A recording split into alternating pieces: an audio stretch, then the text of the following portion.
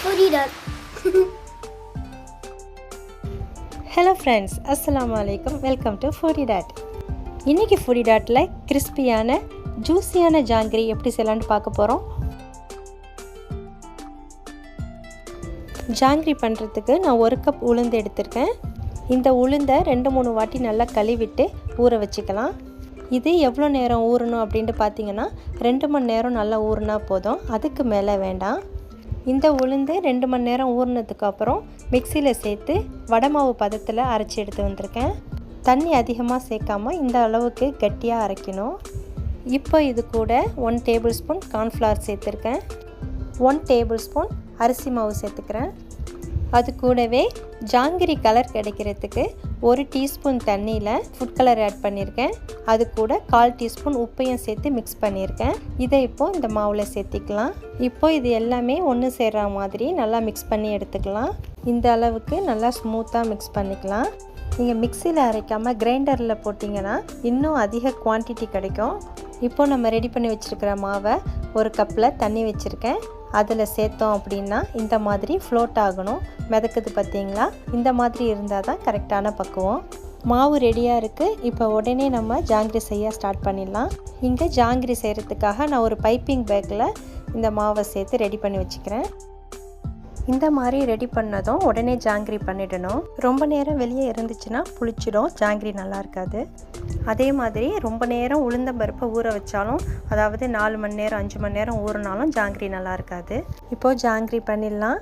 முதல்ல பெரிய சர்க்கிளாக 2 போட்டுட்டு அது மேலே குட்டி குட்டி சர்க்கிளாக போட்டோம் அப்படின்னா நமக்கு அழகான ஷேப் கிடைக்கும். இதில் எண்ணெய் சூடாக தான் இருக்குது, ஆனால் தீயை குறைச்சி வச்சுருக்கேன். இந்த எண்ணெய் அதிக சூடாகவும் இருக்கக்கூடாது. அதிக சூடாக இருந்துச்சுன்னா போட்ட உடனேயே பொரியிறதுனால விலகி போயிடும், அந்த ஷேப் நமக்கு கிடைக்காது. அதே சமயம் எண்ணெய் ரொம்ப குறைவான சூடாகவும் இருக்கக்கூடாது. அந்த மாதிரி எண்ணெயில் ஜாங்கிரி போட்டோம் அப்படின்னா பொரிஞ்சு மேலே எலும்பி வராது, வத்தி போயிருக்கும். லேட்டாக அதை சுகர் சிரப்பில் சேர்த்தா கூட அது ஊறாது. ஸோ இந்த ஆயிலோட டெம்பரேச்சர் ரொம்ப முக்கியம். மிதமாக இருக்கிற மாதிரி பார்த்துக்கோங்க. நீங்கள் ஃபஸ்ட் டைம் ஜாங்கிரி ட்ரை பண்ணுறீங்க அப்படின்னாக்கா ஃபஸ்ட்டு இந்த ஷேப் கொஞ்சம் கரெக்டாக வராது. முதல்ல ஒரு 2-3 ஜாங்கிரி கொஞ்சம் அப்படி இப்படி இருக்கும், அடுத்தது கரெக்டாக வந்துடும். நீங்கள் வேணும்னா எண்ணெயில் டைரெக்டாக ஜாங்கிரி போடுறதுக்கு முன்னாடி ஒரு பிளேட்டில் 2-3 வாட்டி போட்டு ப்ராக்டிஸ் பண்ணிக்கலாம். அதே மாதிரி பேன் பார்த்தீங்கன்னா அகலமாக ஃப்ளாட்டாக இருக்கிற ஃப்ரைங் பேனாக எடுத்துக்கோங்க. அதில் எண்ணெயும் குறைவான அளவு தான் சேர்க்கணும். நம்ம மற்ற பலகாரம்லாம் செய்கிறதுக்கு டீப் ஃப்ரை பண்ணுற மாதிரி நிறைய ஆயில் சேர்க்கக்கூடாது. நம்ம ஒரு ஜாங்கிரி போட்டோம் அப்படின்னா அதை மூழ்காத அளவுக்கு எண்ணெய் இருக்கணும். இப்போ முத்தாக இருந்த கொதி நல்லா அடங்கிடுச்சு. நல்லா கிறிஸ்பியாக நம்ம ஃப்ரை பண்ணியிருக்கோம். இந்த கரண்டியை வச்சு குத்தி பார்த்தோம் அப்படின்னா நல்லா ஹார்டாக இருக்கும். அப்படி இருந்தால் தான் நல்லா கிறிஸ்பியாக இருக்குன்னு அர்த்தம். இப்போ இதை வெளியே எடுத்துடலாம்.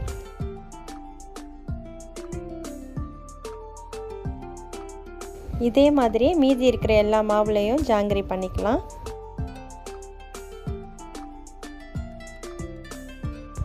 அடுத்து இந்த ஜாங்கிரியை ஊற வைக்கிறதுக்கு சுகர் சிரப் ரெடி பண்ண போகிறோம்.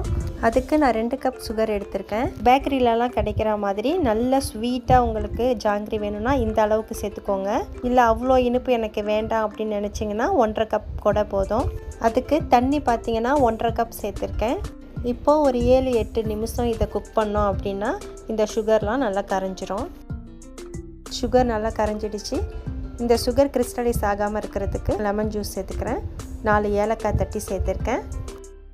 அது கூட கொஞ்சமாக நெய் சேர்த்துருக்கேன். நீங்கள் இதில் 1 டேபிள் ஸ்பூன் அளவுக்கு வரைக்கும் நீங்கள் நெய் சேர்த்துக்கலாம். நெய் சேர்க்கும்போது நல்ல மணமாகவும் ருசியாகவும் இருக்கும். இந்த சுகர் சிரப்புக்கு எந்த கம்பி பதமும் கிடையாது. தொட்டு பார்த்தா பிசு பிசுன்னு இருக்கணும். இப்படி இழுத்தோனாக்கா அந்த கம்பி உடஞ்சி போகும். அதுதான் கரெக்டான கன்சிஸ்டன்சி. இது கூட நீங்கள் விருப்பப்பட்டீங்கன்னா ரோஸ் எசன்ஸ் சேர்த்துக்கலாம். இது ஆப்ஷனல் தான். இப்போ நம்ம ரெடி பண்ண ஜாங்கிரியை இந்த சுகர் சிரப் உள்ளார சேர்த்துடலாம். இது 5 to 7 மினிட்ஸ் இருக்கட்டும், அதுக்கப்புறம் பார்க்கலாம். ஜாங்கிரி ஆட் பண்ணக்குள்ளே அந்த சுகர் சிரப் சூடாக இருக்கணும். அப்போ தான் அந்த ஜாங்கிரி சுகர் சிரப்லாம் அப்சர்வ் பண்ணணும். ஒருவேளை உங்களுக்கு சுகர் சிரப் ஆறி இருந்துச்சுன்னா லைட்டாக ஒரு வாட்டி சூடு பண்ணிவிட்டு அதுக்கப்புறம் ஜாங்கிரியை உள்ளே சேருங்க. இப்போது ஜாங்கிரி நல்லா ஊறி இருக்குது. இதை வெளியே எடுத்துடலாம்.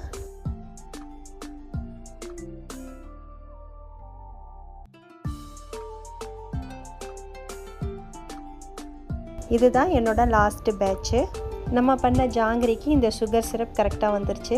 இந்த சுகர் சிரப்பில் நம்ம லெமன் ஜூஸ் லைட்டாக ஆட் பண்ணியிருக்கிறதுனால ஆறுனதுக்கப்புறமும் கிறிஸ்டலைஸ் ஆகாமல் இருந்துச்சு. அதாவது மேலே பூத்தா மாதிரி இருக்கும்ல சீனி, அந்த மாதிரி ஆகாமல் ரொம்ப பர்ஃபெக்டாக இருந்துச்சு. இப்போ நம்ம பண்ண ஜாங்கிரி சூப்பராக தயாராக இருக்குது. இதை இன்னும் கொஞ்சம் அழகாக இருக்கிறதுக்கு எடிபிள் சில்வர் ஸ்ப்ரிங்கிளை லைட்டாக தூவி விட்டுருக்கேன். அவ்வளோதான் ஃப்ரெண்ட்ஸ். இந்த ரெசிபி உங்களுக்கு பிடிச்சிருந்தா நீங்களும் ட்ரை பண்ணி பாருங்கள். இன்னும் என்னோடய அப்டேட்ஸ் எல்லாமே நீங்கள் தெரிஞ்சுக்கணும் அப்படின்னா நம்ம சேனல் ஃபுடி டாட்டை சப்ஸ்கிரைப் பண்ணிக்கோங்க.